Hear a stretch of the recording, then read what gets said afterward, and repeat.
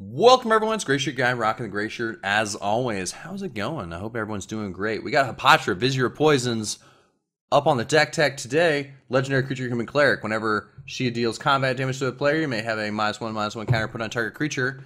And then whenever one or more of those counters is put on a creature, create a 1/1 green snake token with Death Touch.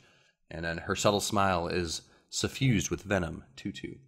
So, Hapatra, Vizier of Poisons. We're trying to get as many snakes as we can with Death Touch, and we're trying to synergize with some -1/-1 counters here. So, yeah, let's get into the 99. For the lands, it's basically just 36 lands that are forests and swamps. You can figure it out. Whatever you got that's a forest and a swamp that would fit well. You know, check EDH Rec for things. You got like Blighted Woodlands, Blooming Marsh, Cabal Coffers, Mirrored Landscape, Overgrown Tomb, Command Tower, things, anything you can think of that fits both green and black. Generally, try to avoid the lands that come into play tapped whenever you can. In worst case scenario, just put forests and swamps in there. You know, that's whatever you got, whatever you can get a hold of. If you want to go really heavy into being, a baller, you got your shock lands, you got your tap lands, you got your fetch lands. And the old school like Bayou in this version of Bayou is actually pretty cheap overall on mtotraders.com. Not that I'm sponsored, but I do get a lot of my stuff from that website. Actually, I pretty much get almost everything from that website because it's super easy. But yeah, not sponsored. Although I probably might use MTO Trader as like a deck list if I get around to it. Anyways, let's keep going. Mana Crypt. I like Mana Crypt. There's quite a few cards in this deck that will benefit from getting out the fast mana really quickly. So yeah, not too bad with the -3/-3. We're hoping to kill our opponents before Mana Crypt kills us. Skull Clamp for some sweet card draw. Soul Ring for some faster ramp. Blood Artist. We got the Aristocrat's trigger, gaining and losing life, and it's a pretty cool vampire. Crumbling Ashes helps us destroy creatures after we put -1/-1 counters on them. I'm just going to call them counters from now on. It's a little bit faster to say. Zulaport Cutthroat, also, once again, kind of a blood artist, pretty much. Channeler's Initiate helps us get lands, also helps us kind of play around with the counter synergy, with removing them and then re-adding them to the Channeler's Initiate, so other creatures don't have to lose power, and I can keep using the Channeler's Initiate's -1 counter synergy. Cryptolith Rite turns everything to Bird's Paradise. Devoted Druid is basically like Llanowar Elves, but I can synergize better with it. Actually, it's more like whatever that other elf is that's a 2-drop, not a 1-drop. Sakura Tribe Elder, because why not? Snakes. Contagious Clasp, so I can specifically target certain creatures with the counters, and I can proliferate. Golgari's Signet for some ramp. Plague Mirror because it's infected and he's so adorable. And then we got Amit Eternal, which and Baleful Amit, so they're kind of, before and after the storyline. Bane Whip Punisher lets us put counters on target creatures and then allows us to destroy creatures that have counters on them, or a creature that has a counter on it. Blowfly Infestation, if a creature dies and it had a -1/-1 counter, we can move that counter had a counter on it, put a counter on target creature. Corrosive Mentor gives all my black creatures Wither, which basically lets them deal damage in the form of counters. Dust Urchin, which when it attacks or blocks, put a counter on it. When it dies, draw a card for each counter. So generally, you're gonna draw like 3 cards. It's generally what'll happen, or unless somebody spikes it before it gets all of the counters on it. This one, you put a counter on a creature and proliferate. It's pretty sweet. Nessus Scarabs, this is nice because you get to create as many 1/1 black insect tokens as you place counters, which is not what Hapatra does, but this is pretty sweet. Those ones have Death Touch. These are just beetles, and that is creepy. Though they are eating that man's arm, and he is falling into a pit of sand. It's just doesn't look fun. Splendid Agony, basically kind of what's happening to that guy, except for it looks like Bolus is like tearing him apart or something. Necro Skitter.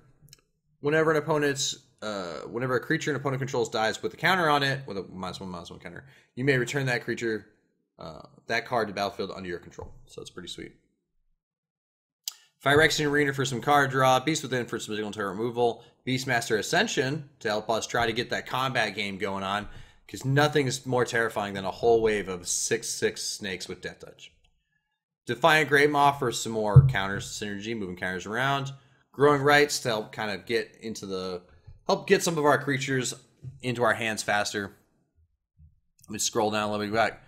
Kadama's Reach for ramp. Corrosion's Grip for some removal of pesky artifacts and enchantments. Eternal's Witness to help get some stuff back from the graveyard. Quill Spike to help kind of take counters off of our stuff while making Quill Spike bigger. Obelisk Spider, because we always need a wall with Reach. It's pretty much, it doesn't have a defender, but basically it's a wall. It's a 1/4. And you can move counters around. It's pretty sweet. Putrefy, which allows us to take out artifacts or a creature. Whisper Silk Cloak, which is one of, with Rogue's Passage. I said with twice. Hapatra can connect to the enemy because it can't be blocked. So a lot of times no one's going to want Hapatra to hit them because they don't want Hapatra to make the counter. But with Whisper Silk Cloak, pretty good.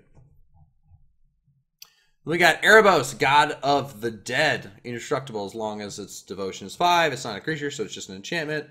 Your opponents can't gain life, which is pretty sweet once you have Erebos out. And then you can pay 2 life to draw a card, which is not too bad if you're in a pinch. Soul Stinger in the battlefield, you want to put 2 of those counters on a creature you control, which a lot of times is just Soul Stinger. And when it dies, you may put a -1 counter. You may put a counter on target creature for each counter on Soul Stinger. It's also pretty nice because whenever you put those counters on other creatures, you will make snakes. Skin Renderer, it's a zombie. It doesn't look like a zombie. It looks like the alien off of it resembles the alien off of like Prometheus, but it's kind of like an alien meets a lictor from Warhammer 40k. I'm not 100% sure. Either way, it's supposedly a zombie, and from like one of the Mirrodin blocks, it's like a zombie praetor, I guess, or like a zombie like a Phyrexian zombie. Well, I'm looking at that, and it says when Skin Renderer is battlefield, put 3 -1/-1 counters on target creatures, so they all have to be the same creature, which is pretty decent. Soul Snuffer, when it enters battlefield, put a -1/-1 counter on each creature, which would make, I think, would only make 1 snake.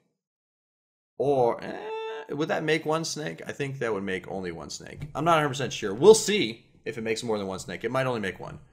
Parallel Lives to help us make some more tokens. Pretty sweet. Skyshroud Claim to get some ramp. Wickerbow Elder to help us destroy some artifacts and enchantments. We can take counters off of him. We can put counters on him. We can move it around back and forth. It's pretty nice. Triumph of the Hordes. Well, might as well throw a little bit of Infect on the end. That's not too bad. No, what is it? Noxious Hatchling. Basically, it makes, when you cast Black Spell, remove the counter. When you cast Green Spell, remove the counter, and it comes with 4 counters, so it just slowly becomes bigger. Plus, it has Wither. It's a pretty terrifying elemental, to be perfectly honest. Vati Ildal. Whenever, until end of turn, target creature has base power 1 or toughness. Has base power 1 or base toughness 1. So I guess you would just always make it base toughness 1. Unless you didn't have a way to make a counter to kill it, but not bad. Creekwood Liege. I haven't really used the doll that much, so this makes your black creatures get +1/+1, your green creatures get +1/+1, and you may create a black-green worm creature. Now, if it's black and green, it gets +2/+2, which is pretty sweet. Serrated Arrows, which is actually pretty nice, comes on the battlefield with 3 counters. Tap it, remove a counter, and then put a -1/-1 counter on target creature. You can proliferate with 2 of the things that I have to give more arrowhead counters, which is pretty nice. Then we got Trigon of Corruption, enters battlefield with 3 charge counters. You can put charge counters on it, or you can remove charge counters to give a counter to a target creature, which is not bad. All right, let's get in and keep on going. We got Incremental Blights. So you start with 1 counter, then 2 counters, then 3 counters. Sometimes you have to like put counters on your own things. But if I remember correctly, this is 3 separate rolling triggers. This might make 3 snakes. I'm not 100% sure. Puppeteer Click. I hate playing against this card. I hate it so much. But other than that, it's not too bad. It's pretty good on my side. So enters the battlefield, put target creature card from an opponent's graveyard in the battlefield under control. It gains haste. At the beginning of the next exile it. It has persist. So if it dies, after you steal an opponent's creature and you use it against them, you want Puppeteer Click to die or flicker. In my case, I don't really have a lot of flicker in this deck. I want it to die. So when it comes back with a counter on it, which makes a snake, and it allows me to take another creature out of a graveyard. So and it's got flying, it's 3/2. It's so annoying. This card, playing against this card sucks. Flourishing Defenses. Whenever you place one of those -1/-1 counters, you may create a 1/1 Grief Elk Warrior token, which is not bad. Phyrexian Hydra, which this is terrifying.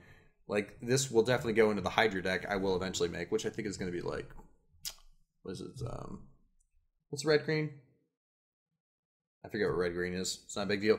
Infect 7/7. That's already scary in and of itself. If damage would be dealt to the Hydra, prevent that damage, put a counter on it for each 1 damage prevented this way. I think that all happens at the same time. So it only make 1 snake if I remember correctly, unless it was blocked over multiple turns. Plague Mob Beast. Sacrifice any creature. Could be a snake. And then proliferate, which is not bad. Decimator Beetle. That one's so when it enters the battlefield, put a -1/-1 counter. When it attacks, remove a counter from target creature control and put it on a creature defending player controls. And it looks pretty cool. It just has a pretty cool face. It looks kind of huge. I can't tell if it's really big or not. Just by the way the stairs look, it looks ginormous. Vraska the Unseen. She is terrifying. Legendary Planeswalker Vraska, +1 until next turn. Whenever a creature would deal combat damage to Vraska, destroy that creature. Okay, I think it still does the damage though. So it's basically like, yeah, you can, go ahead, attack my Vraska, but whatever you attack it with is going to die.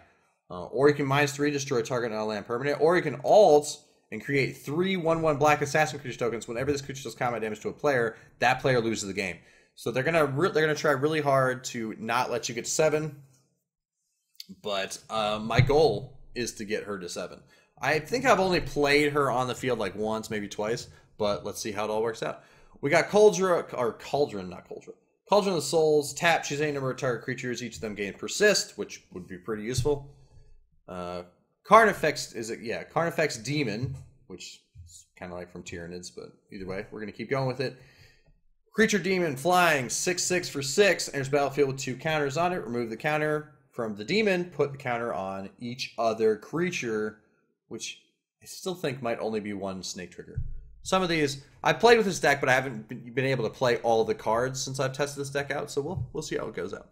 Midnight Banshee, Wither. At the beginning of your upkeep, putting -1/-1 creature on each non-black creature, which can kill your own stuff, but at the end of the day, it'll help you make snakes, because it won't put it on Hapatra, because Hapatra's black.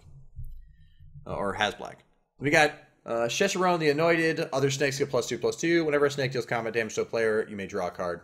Not bad. Kind of like this card. This card was very iconic when I was playing Paper Magic way back in high school, and this set and Kamigawa came out, and I really liked the card when I saw it in the Snake Travel decks way back in the day, and that's pretty cool. Then we got Contagion Engine, which is a slightly, more beefed up Contagion class, which is puts a -1/-1 counter on each creature target player controls, and then you proliferate, and then proliferate again, which is gross. Let's last 3 cards. We got Grim Poppet, Scarecrow. Enters battlefield with 3 of the counters on it. Remove a counter, put it on whatever you want. It's pretty cool. It looks scary. Craterhoof Behemoth for the, you gotta throw the Craterhoof in there every once in a while. You gotta get that blowout where enters battlefield. All your creatures you control gain trample and +X/+X, where X is the number of creature control. And hopefully we're making a lot of creatures with our tokens. There are some other cards that could go in here. And then lastly we have Black Sun Zenith, which put X -1/-1 counters on each creature, and then shuffle it back into my library. There's lots of other things we can do in this deck, other cards we can put in this deck every once in a while. But for right now, I think this build works pretty well, and we'll get into the actual gameplay. So hope you guys enjoyed. See you around.